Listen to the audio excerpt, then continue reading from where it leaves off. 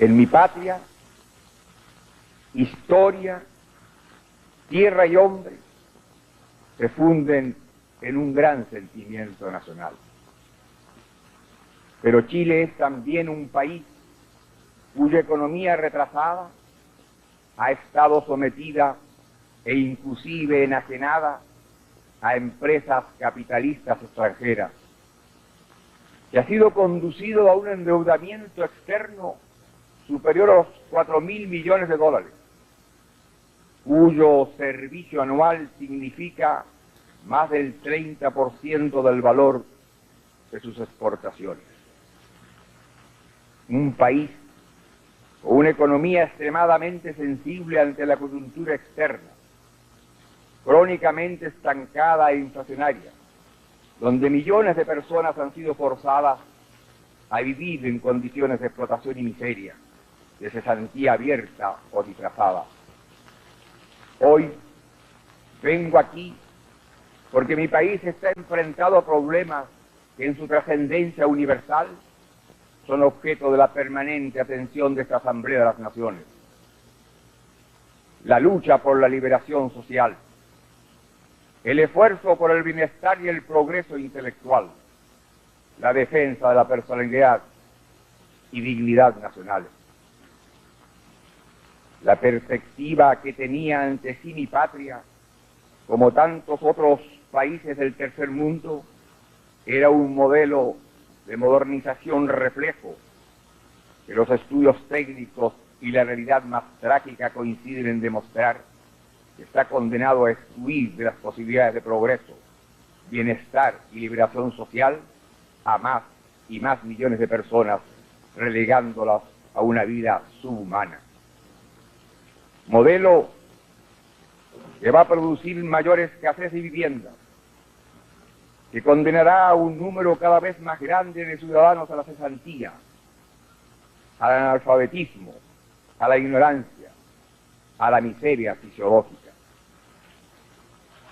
La misma perspectiva, en síntesis, que nos ha mantenido en una relación de colonización o de dependencia, que nos ha explotado en tiempos de Guerra Fría, pero también en tiempos de conflagración bélica y también en tiempos de paz. A nosotros, los países subdesarrollados, se nos quiere condenar a ser realidades de segunda clase, siempre subordinadas. Este es el modelo que la clase trabajadora chilena, al imponerse como protagonista de su propio porvenir, ha resuelto rechazar, buscando en cambio un desarrollo acelerado y autónomo y propio, transformando revolucionariamente las estructuras tradicionales.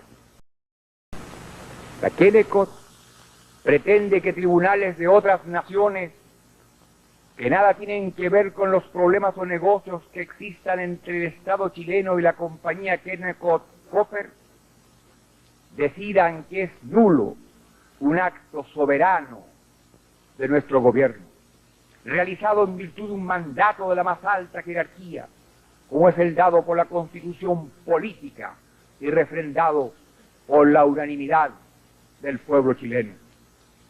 Esa pretensión choca contra los principios esenciales del derecho internacional, en virtud de los cuales los recursos naturales de un país, sobre todo cuando se trata de aquellos que constituyen su vida, le pertenecen y puede disponerse libremente de ellos.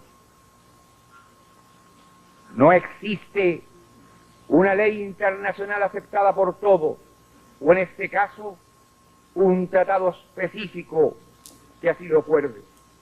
La comunidad mundial, organizada bajo los principios de las Naciones Unidas, no acepta una interpretación del derecho internacional subordinado a los intereses del capitalismo, que lleve a los tribunales de cualquier país extranjero a amparar una estructura de relaciones económicas al servicio de aquel. Si así fuera, se estaría vulnerando un principio fundamental de la vida internacional, el de no intervención en los asuntos internos de un Estado, como expresamente lo reconoció la tercera UNTA.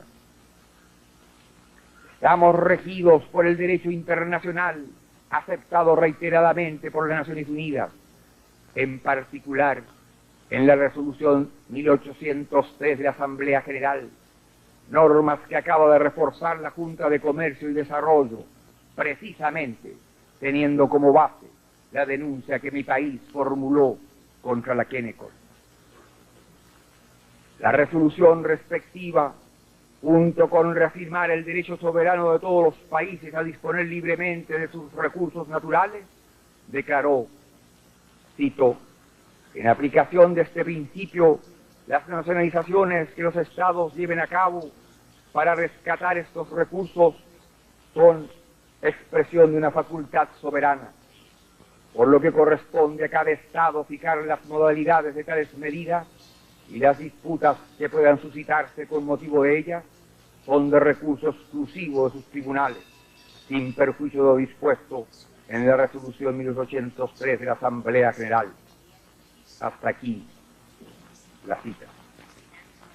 La resolución 1803 excepcionalmente permite la intervención de jurisdicciones internacionales siempre que, y vuelvo a citar, exista acuerdo entre Estados soberanos y otras partes interesadas.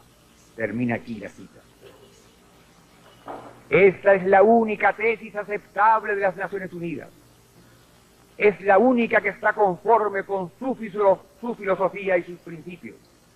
Es la única que puede proteger el derecho de los débiles contra el abuso de los fuertes.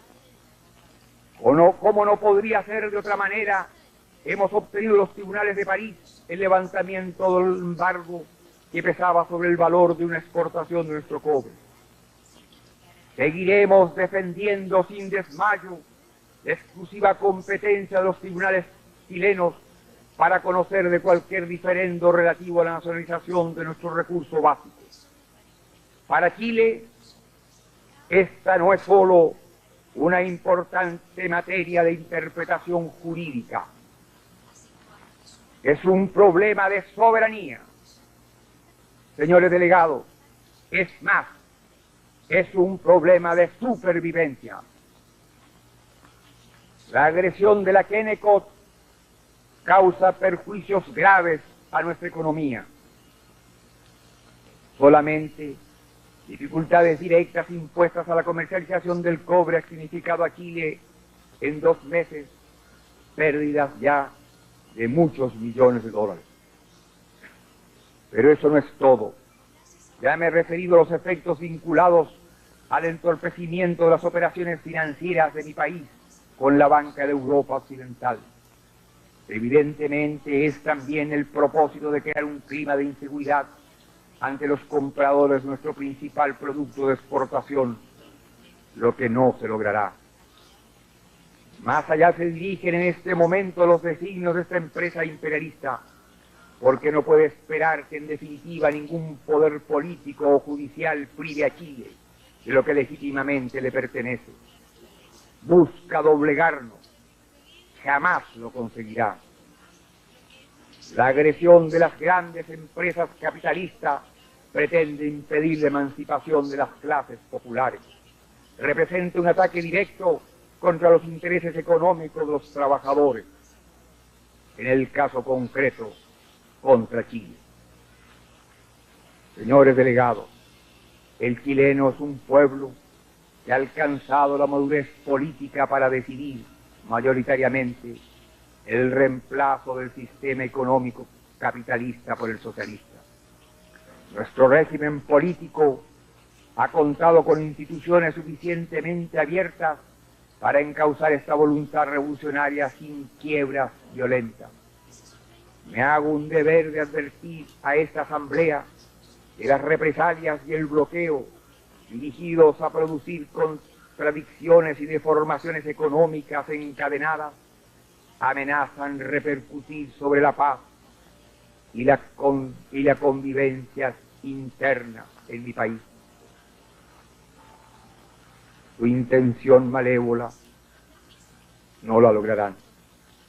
la inmensa mayoría de los chilenos, encontrará el modo de resistirla en actitud patriótica y digna. Lo que dije al comienzo tendrá validez siempre. La historia, la tierra, el hombre nuestro se funden en un gran sentido nacional. Ante la tercera UNTAC, tuve la oportunidad de referirme al fenómeno de las corporaciones transnacionales y después el vertiginoso crecimiento de su poder económico. Yo destaqué como su influencia política y su acción corruptora. De ahí la alarma con que la opinión mundial debe reaccionar ante semejante realidad. El poderío de estas corporaciones es tan grande que traspasa todas las fronteras. Todas las inversiones en el extranjero de las compañías estadounidenses crecieron o alcanzaron a 32 millones de dólares, a 32.000 millones de dólares, y crecieron entre 1950 y 70 a un ritmo de 10% al año, mientras las exportaciones de ese país aumentaron solo un 5%. Sus utilidades están trastocando las prácticas tradicionales del comercio entre los estados, de transferencia tecnológica, de transmisión de recursos entre las naciones y las relaciones laborales. Estamos frente a un verdadero conflicto frontal sobre las grandes corporaciones transnacionales y los estados. Estos aparecen interferidos en sus decisiones fundamentales, políticas, económicas y militares por organizaciones globales que no dependen de ningún estado y que en la suma de sus actividades no responden ni están fiscalizadas por ningún parlamento, por ninguna institución representativa del interés colectivo. En una palabra, es toda la estructura política del mundo la que está siendo socavada. Los mercaderes no tienen patria.